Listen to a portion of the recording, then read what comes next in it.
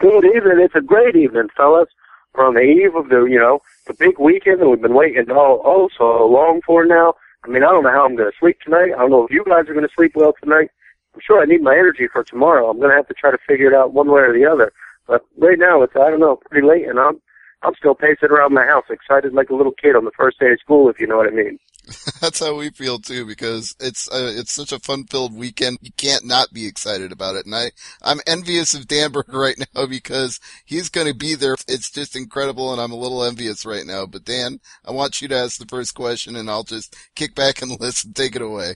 You had mentioned tomorrow is going to be a really big day, Saturday. There's 3 different events going on that are Chikara related. Do you want to kind of walk us through what your day is going to be like? All right, well, it starts, I'm not sure exactly what time the Bowl-O-Rama thing is. Do you know the Bowl-A-thon? Do you know what time this starts? I believe noon. Okay, I know it's at the Town and Country Lanes down in Bethlehem, Pennsylvania. It's just one of many things where, we're trying to do our best to prove that wrestling can do lots of positive and wonderful things for the world. And it's a bunch of guys getting together, the Chikara guys and fans and everybody getting together to raise money to make a wish for a child somewhere in the world who has a wish that needs to be made. So, we're trying to go out there and prove that wrestling can just create magic in many different ways. The weekend kicks off with the Bowl-A-thon at the Town and Country Lanes. And then we move on over to the Charles Schrin Center, where in Palmer, the Funplex, if you will, where everything takes place this weekend for the most part. And we're going to have a big old picnic-style cookout. I believe it's bring your own food, so if you have, something special that the missus cooks up, like I know I certainly have some stuff to bring that Mrs. Hatfield whip it up as we speak. Bring some food and share with some friends and just everybody get together for the first time in a really long time and just, kind of ease our way into the weekend with a little cookout, a little picnic. And then after that, it's time to strap on the boots or the wrestling shoes. Tag World Grand Prix 2014. We got the last 2 rounds. Touchdown and I, we got our hands full with Night Eye for the Pirate guy. And if we can manage to get by those fellas, somehow, I haven't figured out, I don't know if you guys are aware, but they're walking around with the Campeones de Parejas somehow. I hadn't figured out how they quite got them. I heard the little laughs that they're running around with paid for them. She bought them and gave them to them. I don't know how they were for sale, but this is all going down. So we get to wrestle them first, and if we get by them, then we'll face the winners of the Devastation Corporation and the Osirian Portal. So no matter what, 1 match, 2 matches, we got our hands full. The show's sure to be a great time. Hopefully we could win it all. That'd be amazing. I'd love to do that.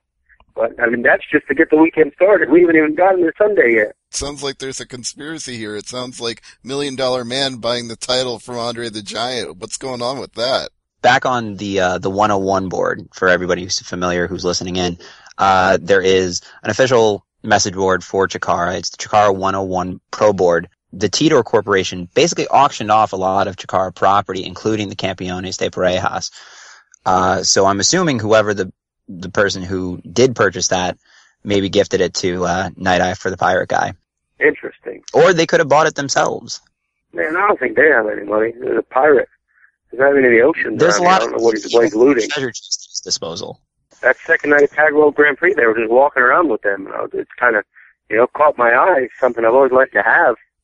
Before we get into You Only Live Twice, let's talk about that a little bit. Dasher Hatfield has been the longest running member of the Throwbacks. You've had a couple of different tag partners, and we have Matt Classic, who has been a member of 2 different trios teams, Mr. Sugar Dunkerton, and now Mr. Touchdown. And you guys been there for 3 trios teams. Oh, that's true. That's true. My apologies. 3 trios teams, and I don't want to mention that he's made us lose every single time. Well, Matt Classic is kind of a breed of his own, but and he blames on me every time. Well, he's an ornery old man. He's going to point fingers like some of the old-timey pro wrestlers tend to, especially when they may or may not be the weak link. I don't want to speculate, of course, but with Chikara coming back, obviously you and Mr. Touchdown, I would assume, would have your eyes on those titles once again. Oh, absolutely. Those titles just basically give you the crown to wear that says you're the greatest tag team in my eyes in all of the world. The greatest tag team titles. I'd love to have them. I've been working my tail off night and day since I was created in Chikara to get my hands on them. Me and Sugar gave it a run once, against Icarus and Chuck Taylor in Williamsport a few years back. We came up just short. Mark and I actually had a shot at them not too long ago in Massachusetts against the Young Bucks. And again, we've come up short twice. Well, I've come up short twice, once with Sugar and once with Mark. But, we'll scratch and crawl and get our way back and hopefully get a shot at them. I don't know how this is really going to work anymore. There's a lot of answers that we're going to be looking for this weekend. And one of them is, the Pirate and the Knight have the belts. What's up with Jigsaw and the Shard? I really don't know what to expect, to be honest. And I feel like I should kind of know, but I really don't. Well, related to that and your tag team aspirations, we saw in Wrestling is Fun not too long ago that you and Mr. Touchdown had not a disagreement per se, but you were trying to inspire him to get his head in the game, as it were, if you'll allow me to use the term. He had come off of 2 losses, I believe it was, to Shenron, and you had to employ a little bit of tough love. Do you want to talk to us about that a little bit? Well, I think since the first day Mark's really entered a wrestling ring, he was good at it right away. From day one, the boy's naturally just athletically gifted. And so, of course, a training and then his first couple matches and a winning Young Lions Cup, all it really did was inflate the boy's head, and it just got bigger and bigger and bigger, to the point where, if you notice, the football helmet wouldn't even fit anymore, so he stopped wearing that to the ring. But it was just, his attitude was going down the wrong path, so he kind of had to smack him back in the line. And it wasn't the option I really wanted to go to. But after conversation after conversation and lecture after lecture, I kind of figured that it was the only way he was going to listen. And it kind of worked. Since we've had our little scuffle, if you will, his head's been in the right place. We've been firing on all cylinders. We've been winning match after match. Great first showing in the Tag World Grand Prix. We won 2 matches to get us this far, and everything's just working wonderfully. So we got to keep his eyes on the prize really, and keep his head out of the clouds, and I think we'll be all right. All right, Stevie, do you have a question? Yeah, I was going to ask, since he's had several different partners in the throwbacks, does he have a preference? Does he feel that Mr. Touchdown has gelled with him better? Who do you think's been the best partner? Obviously, you got Touchdown with you now, but do you feel like in the past maybe it gelled better? But again, I gotta give the nod here to Touchdown, just based off the fact that we are family, and family to me is always going to have a special little chemistry. If you look at any of the Hart combination, even though that was in-laws, like Touchdown and I are in-laws, but still family nonetheless. You have that little special, I don't even know, it's like a chemistry or just a buzz about you when you're in there with your family, when you're teaming up. You have the Hart Foundation and the Hardys and all these other great duos that were brothers or cousins or relatives of one sort or another. So I think that gives Touchdown the nod over Sugar a little bit. But again, I loved wrestling with Sugar for a long time. We had a great chemistry, Sugar and I, but Touchdown, there's just something special about wrestling with Touchdown. What's kind of interesting to me about that is that if you talk to a lot of sports fans, there are diehard baseball fans who will say they don't watch football because they're too violent and they don't appreciate that. And then you'll hear football fans say they don't watch baseball because it's too slow and they like a faster paced sport. But like you said, you guys have hit it off so well. There doesn't seem to be any sports rivalry at all. No, not really. And if you bring the best of both worlds in those two sports, you think, to me, baseball's the thinking man's game. There's so many little details and you have to pay such close attention to.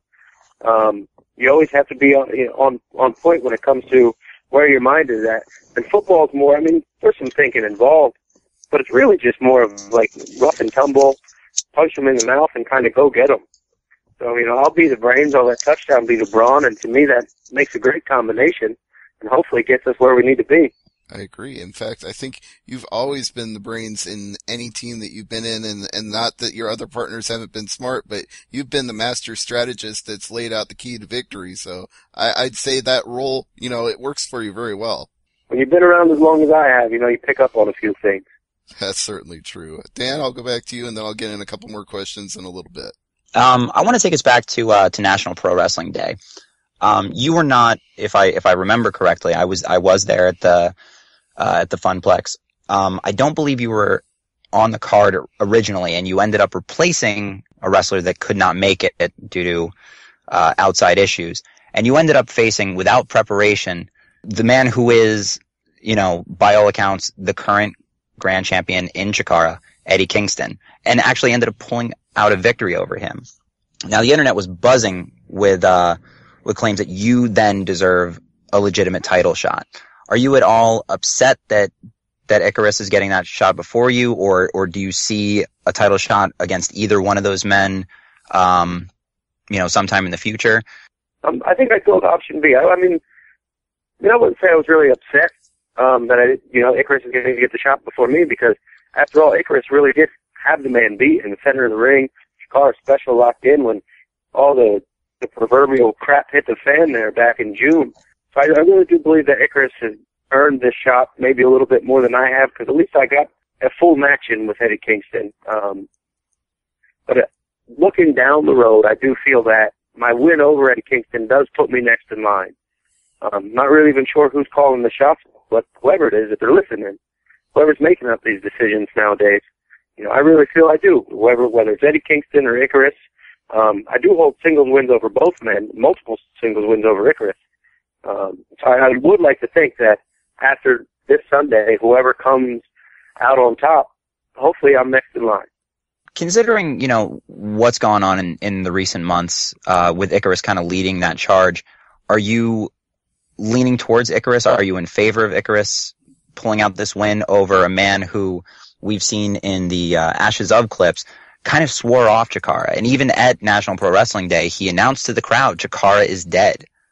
I mean, just to pretty much what you said, you pretty much summed it up. Like, I'd like to see the title come home to someone whose heart bleeds like mine and it beats just for Chikara. And like it or not, that man is Icarus. When everybody else was kind of staggered around the country and kind of doing their own thing, whatever came after Chikara, Icarus was the guy who did pull us all together. He came to my front door, knocked on my front door to drag me back. Not that he really had to drag me, I was ready to go. But I think he deserves it. I'd love to see Icarus have it, and if you'd asked me this question a year ago, I can't ever imagine that these words would be coming out of my mouth, but after everything that's happened since June 2nd, 2013, I really think Icarus deserves it, and I hope he goes in there. I know he's going to give it everything he's got, and hopefully it's enough. It is something of a remarkable transformation Icarus has gone through. He's gone from being the most hated to the most admired. He's turned full circle from a guy that people thought was low down and despicable to the champion of Chikara coming back. It's just amazing to see that transformation that he's gone through. I never heard boos in my life. My entire life, whether it's at a baseball game or a wrestling show or any type of sporting event, like the ones that Icarus used to, I don't know, cause. Like literally, before he'd come through the curtain at any show, his music would hit, that old music he used to have. I forget the name of that song, but I remember the beat, and that's all you needed to hear. And that place, before he stepped foot through the curtain, would just erupt in the loudest boos you would ever hear, ever. It was always interesting to watch the faces of people who might not be Chikara regulars, especially people from other countries, just to hear the reaction that just his music would get alone, because fans hated him. Like, it wasn't even like they disliked him a little bit. They hated him. And now he's kind of the savior of the company. He's the guy who put the miles in and did all the legwork and pulled everyone back together. And without him, this weekend wouldn't be happening. And you don't make these statements lightly. I mean, you've got personal history with the man. It just goes to show that if you can be turned around on Icarus, everybody can be. Even in the couple months prior to, the end of Chikara, I guess, the end of the first life of Chikara, I had a bunch of matchups with Icarus. One in New York City, one in Allentown, Pennsylvania. We had a nice string of matchups where we were kind of going back and forth. One in Philadelphia on that pay-per-view. So we were kind of really butting heads when all this went down.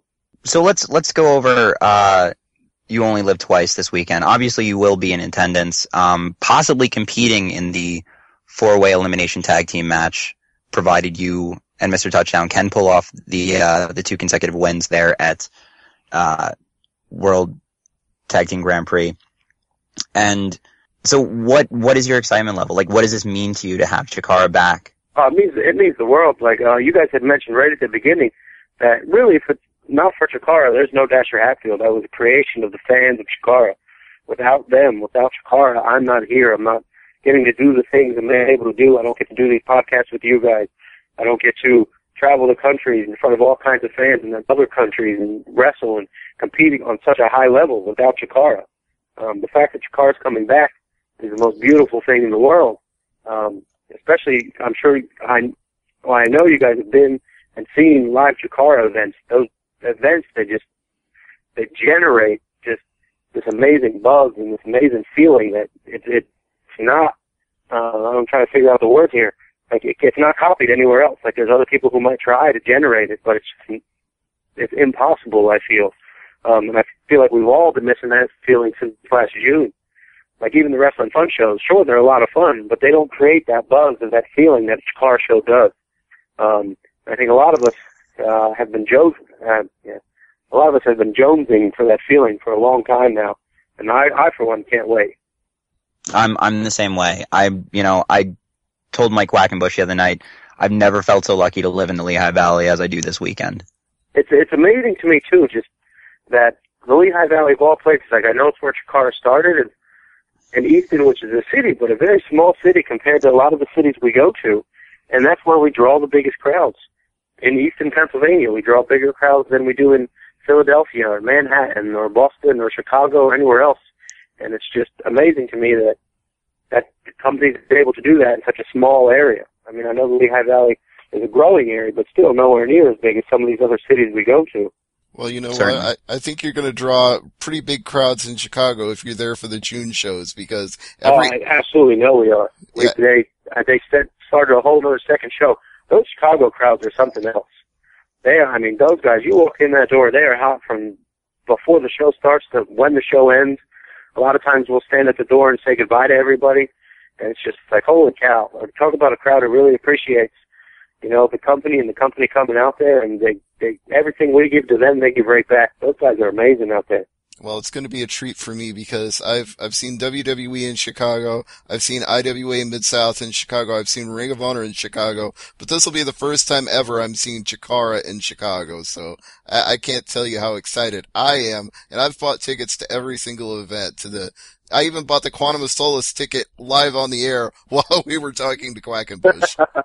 That's funny. That's awesome, man. I'm glad you're going to make it out there. It's going to be your first Chikara week, and I guarantee it won't be your last.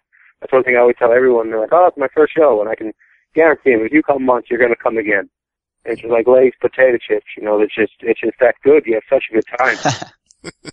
Yeah, once you have them, you can't stop eating it. You just got to have more and more, and that's how I feel about Chikara. But Dan's already mentioned the Eddie Kingston Icarus match, and we've talked about that, and the possibility of you being in the 4-way elimination tag match. But I want to touch on a couple of the other matches on the card, and hopefully Dan's with me on that, because I want to get your thoughts on Jervis Cottonbelly and Juan Francisco de Coronado, two guys that have come over from Wrestling is Fun and are going to make a splash on Sunday night. The first thing I can say about both guys, like, despite Juan Francisco and I maybe having personality differences, is they've worked their tail off. Like, you see the guys around, you see them at training, you see them just watching their matches. I do commentary for a lot of their matches at Wrestling is Fun, and you can just see them every time they step in the ring get better and better and better. So I was very excited for the both of them. And not only do they get their chance on the big stage, in the big Chikara ring, in front of the Chikara fans, but they get to do it against each other, which I think it's going to be a special day for both guys. I mean, Jervis has obviously been there before. This is probably one of the biggest matches he's ever had in Chikara. But I feel like this is going to be a special day for both the guys, and they're both going to give it 150% to go out there, put on the best show they can, and then try to pull out the W at the same time. So I think to me, that's one of the matches that a lot of people might not be looking at, but has a really good chance to steal the show. I think so too. Dan? We have the one of several trios matches of the night. We have the BDK, a group that you have an extraordinary amount of history, and the Spectral Envoy. The BDK one, I believe they're still, unless the little bald head fella's wrestling, I think they're still, it's a trios match. I think there's just two of them, if I'm not mistaken, right? There's like the big fella with the horns who came after me during that big brawl. I don't quite got a name for that guy. And who am I missing? Who's the other one? I believe the trio right now is Aries, Milo Schnitzler, and Nokin, that's what it was. Nokin, that's the big guy with the horns. Oh, okay, then the Milo fella's wrestling. He seemed like the type more to just linger around the outside to me. But okay, so it's those three and the Spectral Envoy. Yeah, it's probably that funny O that's German, and I know that's their heritage, so. No, that's okay. I'm curious if Jakob Hammermeyer is going to come to ring announce for them again. That would be great. We've had Jakob on the show before, and I know a lot of people don't like him, but we're big fans of Jakob Hammermeyer around here. He has his charming ways, I guess, sometimes. But now that the BDK's around, I don't know. I don't know which way he'd lean during that battle. I guess, again, another question that might be answered on Sunday. We can certainly hope so. And Spectral Envoy, Dan mentioned him, and I gotta say, when I think of the core guys in Chikara, how happy am I that I get to see Ultramantis Black in a trios match on this pay-per-view on Sunday. And those guys are the reigning king of trios. That is correct. If anybody knows trios matches, it's those three fellas. I mean, they proved it. They proved currently right now, until somebody knocks them off, they're the best trios in the world. So if there's anybody going to go in there against this big and open fella who we really don't know much about, and everything else that comes along with the BDK, those are the three guys that send out there to do it. We also have Kazarni, Sin Bodhi, and his Auditorium versus the Batiri. Those two teams have a lot of history as well, being that the Batiri were sort of the hired guns for Sin Bodhi when he first came to Chikara. The Batiri, to me, they already hate everyone. Like, I think it's just in their demon or their goblin or their gremlin, whatever really they are.